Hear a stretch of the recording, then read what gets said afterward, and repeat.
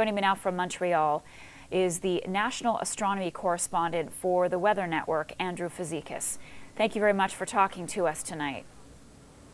Hi, Marcia. Boy, I still get chills when I watch that video. What lessons have we learned since the disaster 25 years ago?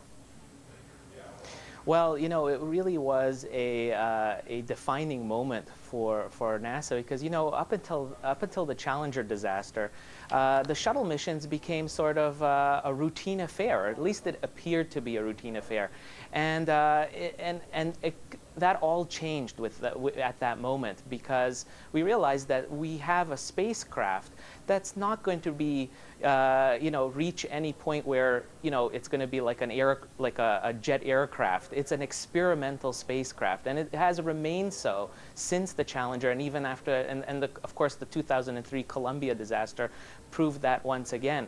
And it's a risky endeavor. Going into space is something that's very risky, and it will remain so for the foreseeable future. Really? It will remain risky and experimental? How come? Haven't things improved? Well, you know, with the shuttle, the shuttle, the way it's designed, you know, they were hoping, you have to remember, it was actually on the drawing boards back in the late 1960s. That's when they actually came up with the shuttle design. So it goes back to the Apollo days. And the whole idea, the dream was, of course, at that point, that the shuttle will become a routine spacefaring vehicle that'll shuttle up basically things into low Earth orbit.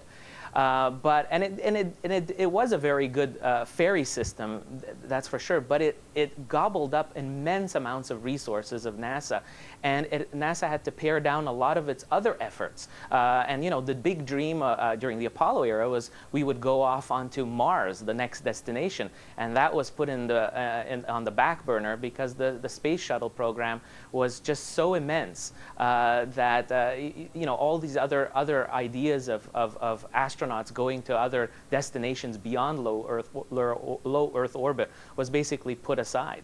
So the future of America's space program is now in doubt. I think it's safe to say that 25 years after this tragedy, there are 3 shuttle flights left. What is going to be the legacy of Challenger? Well, you know, it's a mixed thing. I think one of definitely the idea here is that that engineers, the space engineers, and everyone involved in the space program at NASA really is looking at the way they're doing business in a different way, thanks to the Challenger, you know, disaster. What happened with that, and even, you know, unfortunately, some of the lessons weren't completely learned, as we saw in the 2003 Columbia disaster again.